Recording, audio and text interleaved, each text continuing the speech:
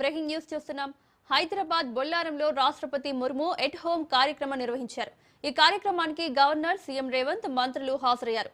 రాష్ట్రానికి చెందిన పలువురు ప్రముఖులను రాష్ట్రపతికి సీఎం రేవంత్ పరిచయం చేయించారు.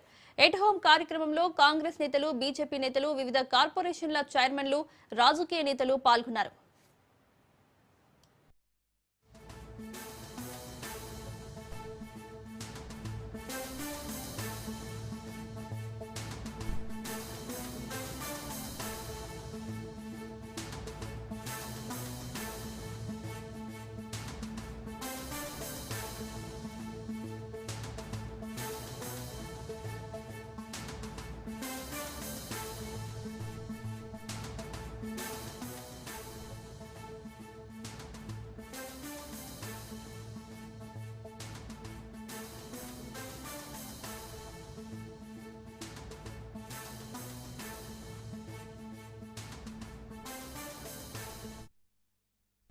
హైదరాబాద్ బొల్లారంలో రాష్ట్రపతి ముర్ము ఎట్ హోమ్ కార్యక్రమం నిర్వహించారు.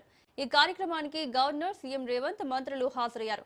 రాష్ట్రానికి చెందిన పలువురు ప్రముఖులను రాష్ట్రపతికి సీఎం రేవంత్ పరిచయం చేయించారు.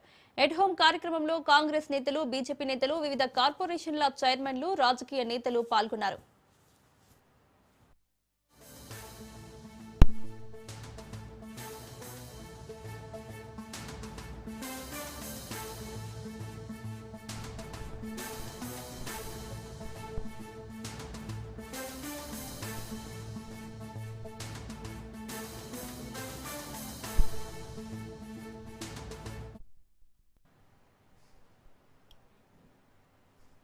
హైదరాబాద్ బొల్లారంలో రాష్ట్రపతి ముర్ము ఎట్ హోమ్ కార్యక్రమం నిర్వహించారు.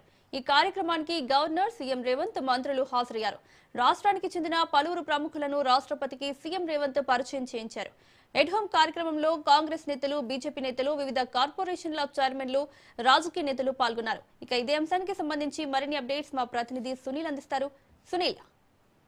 తెలంగాణ రాష్ట్రంలో రాష్ట్రపతి ద్రౌపది ముర్ము శీతకాల విడిది కొనసాగుతూనే ఉంది.